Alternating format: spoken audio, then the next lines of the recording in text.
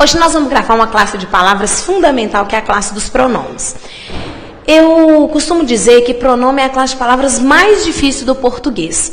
Primeiro, porque ela não tem uma significação pronta. Segundo alguns gramáticos, nós temos aí uma nomenclatura que não cai muito em prova, mas que é interessante da gente saber.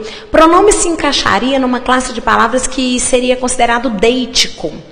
Deítico tem a ver com classe de palavras vazia de significação. Como assim? Quando eu falo o aluno, aluno é um substantivo, é uma classe que traz um conceito, que tem uma informação, e quando eu falo a palavra para vocês, vem à sua cabeça a imagem de um aluno. Da mesma forma, quando eu falo mar, todo mundo imagina um mar, todo mundo tem um conceito a respeito de mar.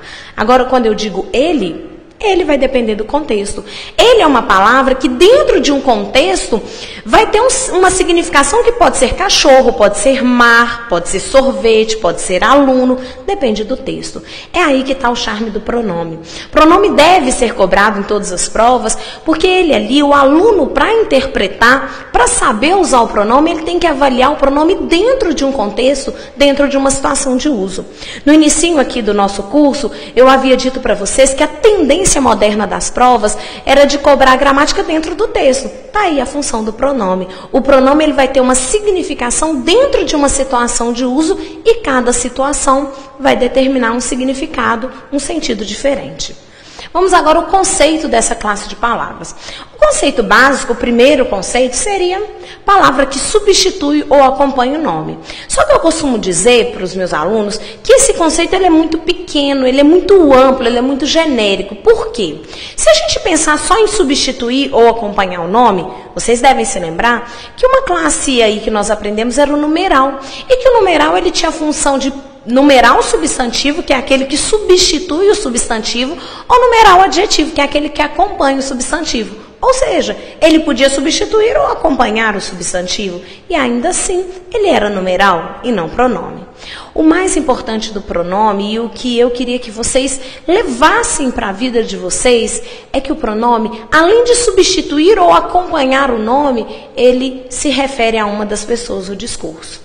E aí o interessante é a gente saber que num discurso, numa situação de uso da língua, nós temos aquele locutor, aquele que enuncia, aquele que fala, e nós temos o interlocutor, que é aquele que recebe, é aquele que dentro da comunicação, dentro de um discurso, ele capta a informação dita. Nós temos aquele que enuncia, locutor, o eu, e nós temos aquele que recebe, o interlocutor, o tu.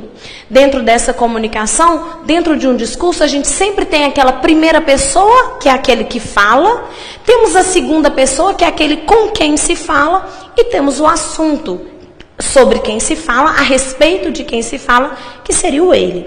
Já é discutível dentro aí da linguística moderna essa terceira pessoa, mas não é nosso objetivo entrar nesse nível de análise. O importante é saber que dentro de uma situação de uso da língua, seja oral, seja escrita, não interessa, nós temos aquele que fala, o eu, a primeira pessoa. Nós temos aquele com quem se fala, o tu, a segunda pessoa. E nós temos aquele sobre quem se fala, a respeito de quem se fala, que seria a terceira pessoa, que seria o ele.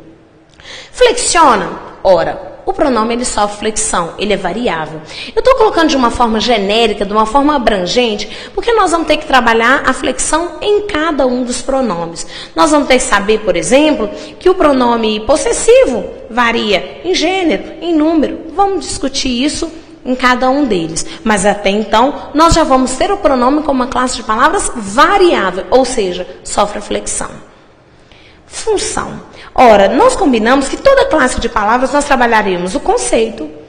Se ele flexiona, sofre alteração e a função dela. Embora a gente não esteja na sintaxe ainda, na relação ainda, nós já damos conta de ter uma noção sobre isso aí. Vamos pensar pelo enunciado ali, que eu acabei de trabalhar mais atrás. Eu disse para vocês que o pronome é a palavra que substitui ou acompanha o nome. Ora, as duas funções que o pronome exerce são ou o pronome adjetivo ou o pronome substantivo. O que significa isso? Pronome adjetivo exerce a mesma função de um adjetivo. Acompanhar o nome, acompanhar o substantivo. Pronome substantivo exerce a mesma função de um substantivo. Substituir o substantivo. não é? Estar no lugar do substantivo. Mas vamos aí, vamos discutir, vamos entender isso bonitinho. Vamos começar com a frase, porque nós estamos trabalhando dentro de um universo linguístico. Meu pai saiu muito cedo de casa. Isso é uma frase. Nós combinamos algumas aulas que frase é aquilo que comunica, que tem um fechamento, que tem uma informação. Ora, depois que a gente olha a frase, a gente tem que ver se a nossa frase é verbal, se a nossa frase tem um verbo. Qual que seria o verbo dessa frase? Saiu.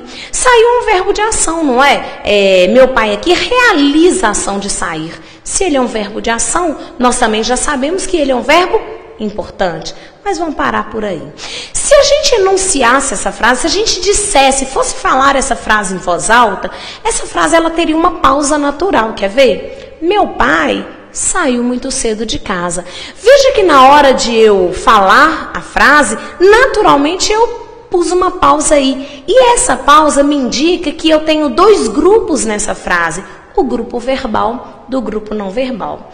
Eu gosto de falar disso, gente, porque durante muito tempo nós acreditamos que sempre que a gente respira na hora de falar uma frase, sempre que tem uma pausa dentro de uma frase, a gente coloca uma vírgula. Você lembra lá na 4ª série que a gente aprendeu que respirou, põe a vírgula, respirou, põe a vírgula?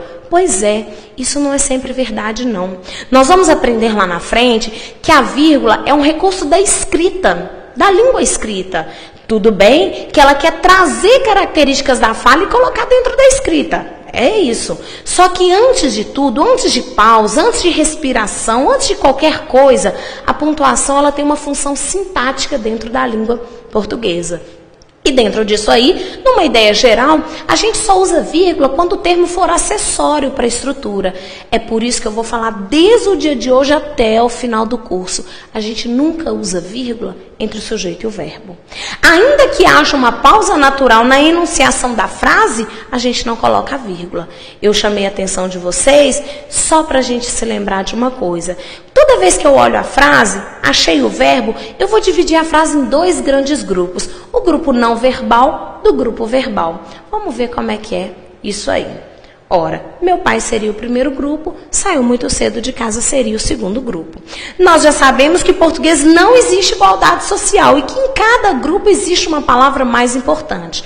Ora, já sabemos que na parte verbal, normalmente o verbo é núcleo. Ora, a parte é verbal, em geral, o verbo é a palavra mais importante.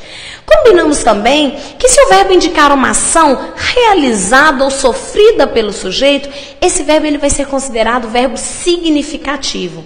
Já fiz uma brincadeira com vocês. Quando alguém diz para você, você significa muito para mim, porque você é importante. Se o verbo é significativo, se ele tem significado, se ele tem conceito, se ele tem informação, ele é um verbo importante. Portanto, ele é núcleo. Ora, vamos pensar que no outro grupo eu tenho uma palavra mais importante. Ora, meu pai. Pai é substantivo. Substantivo dá nome. Lembra que o substantivo é sempre a palavra mais importante do grupo em que se encontra? Então, não teria mistério.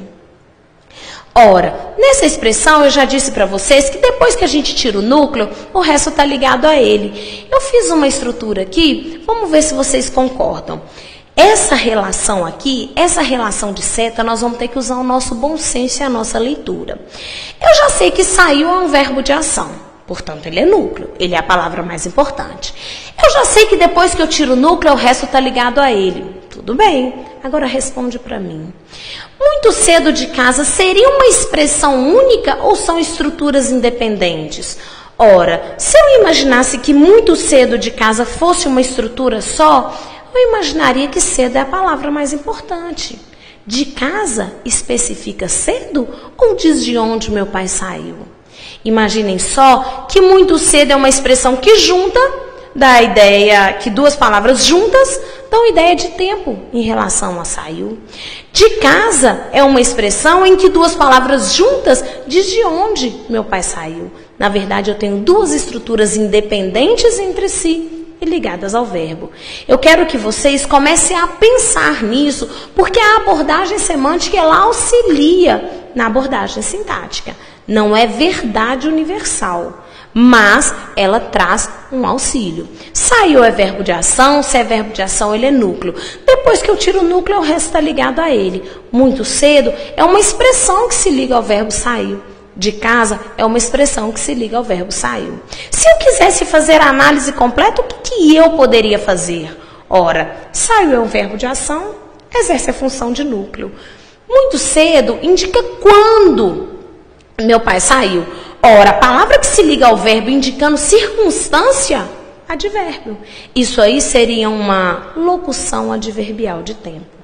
Ora, eu não estou me preocupando muito com o nome agora de tudo, para a nossa análise ficar mais leve. Mas imagine só, muito cedo se liga ao verbo. A palavra que se liga ao verbo, advérbio. Isso não é uma palavra, é uma expressão. Locução adverbial. De que, professora? Ora, de tempo, não indica quando ele saiu? De casa também está ligado ao verbo. A palavra que se liga ao verbo indicando a circunstância em que a ação ocorreu, advérbio. Mas de casa é um advérbio? Não, porque não é uma palavra, é uma expressão. Locução adverbial. De tempo? Não. De quê? De lugar, né? Saiu de casa é o lugar de onde ele realizou a ação. Expressão, a circunstância, expressa uma ideia de lugar. Ora, olha as perguntas que a gente já pode ter nessa construção. O saiu aí é um verbo de ação, ele é núcleo, mas isso não vai ser cobrado na sua prova. Muito cedo é uma expressão que expressa a circunstância de tempo. De casa é uma expressão que expressa a circunstância de lugar. Tranquilo. Vamos agora para a primeira estrutura. Na primeira estrutura, nós já combinamos que pai é o substantivo e, sendo assim, ele é núcleo. E depois que eu tiro o núcleo, o resto está ligado a ele. Vamos combinar que pai é substantivo, exerce a função de palavra mais importante, ele é núcleo. Agora eu vou dizer para vocês que meu é pronome. Vamos entender por que é pronome? Vamos lá no primeiro conceito de pronome. Pronome é uma palavra que substitui, não é o caso, ou acompanha o nome. Nesse caso, meu acompanha o nome pai. Refere-se a uma das pessoas do discurso. Vamos ver? Meu pai é pai de qual pessoa do discurso? Da primeira. Meu pai, pai do eu. Teu pai, o pai do tu. Seu pai, o pai dele, ou pai de você. Nós vamos trabalhar com isso mais à frente. O fato é que esse meu é pronome, porque ele acompanha o nome e se refere à primeira pessoa do discurso. Ele é um pronome adjetivo porque ele exerce o mesmo papel de um adjetivo. Vamos entender? Qual que é o papel do adjetivo? Ficar junto do nome. Ora, esse pai, ele não substitui a palavra pai, mas ele acompanha pai especificando esse substantivo. Ele exerce o papel de um adjetivo, que é o quê? Acompanhar, especificar, ser adjunta adnominal do substantivo pai. Difícil, queridos. Muito tranquilo, não é? Eu costumo dizer que português é autodidático e não tem mistério. Ora, esse meu substitui pai? Ele acompanha pai, então ele é um pronome adjetivo. Seria ali, ele tinha uma reunião importante. Nesse contexto, o meu bom senso já diz, esse ele aí é quem, gente? Meu pai. Meu pai saiu cedo de casa hoje. Esse hoje eu inventei, né? Meu pai saiu cedo de casa. Ele tinha uma reunião importante. Esse ele agora, ele acompanha o nome pai ou ele substitui? Vamos entender? Ora, a primeira coisa que eu faço na frase é achar o verbo. Que verbo que tem aí? O tinha. Depois que eu acho o verbo, eu divido a frase em dois grupos. Ele, primeiro grupo, tinha uma reunião importante, segundo grupo. Nós já sabemos que em português não existe igualdade social e sempre eu tenho uma palavra que é mais importante que as outras. Ora, o verbo ter aí, ele é um verbo importante? Claro que é. Ele é um verbo significativo porque ele traz conceito, queridos. Ora, nessa frase, eu fiz a frase para dizer que meu pai tem uma reunião importante. Esse verbo, tendo um significado, tendo um conceito, ele é verbo importante. Portanto, ele é núcleo. Depois que eu tiro o núcleo, o resto está ligado a ele. Uma reunião importante se liga ao verbo ter. Agora, alguns alunos podem estar pensando assim, ai, professora, por que você fez uma bola só? Uma reunião importante como uma estrutura só? Eu fiz isso, gente, porque eu parti do pressuposto que reunião, dessa expressão, uma reunião mais importante, reunião é a palavra fundamental. Esse uma está no feminino singular por causa de reunião. Porque se fosse encontro, seria um encontro importante. E se fosse encontros, seriam uns encontros importantes. Veja que quando eu flexiono a palavra reunião, tanto uma quanto importante também sofrem flexão, o que indica que eles estão ligados. No nosso primeiro encontro, ou segundo encontro, nossa segunda aula, eu havia combinado com vocês que para saber a relação entre as palavras, eu usava a flexão. Se eu flexionar uma palavra e a outra também flexionar, é porque elas têm relação. Então, aqui, eu tenho tinha como a palavra mais importante e uma reunião importante, se ligando a tinha, completando o tinha, e nós vamos aprender isso mais à frente. Agora, o nosso papel é saber quem que é a palavra mais importante do primeiro grupo. Não tem mistério. Se você tem um filho só, o mais importante é esse, você só tem ele. Se eu tenho só a palavra ele, quem que é o núcleo da minha estrutura? Ele. Eu vou dizer para vocês que esse ele aí é um pronome. Por que ele é pronome? Primeiro que ele substitui o nome. Se refere à terceira pessoa do discurso. Eu primeira, tu segunda, ele terceira. Esse pronome ele não acompanha o substantivo, ele substitui, ele está no lugar de um substantivo. Ele então será chamado de pronome substantivo. Qual que é o papel que ele exerce? Ser núcleo, o mesmo papel de um substantivo. Não tem mistério.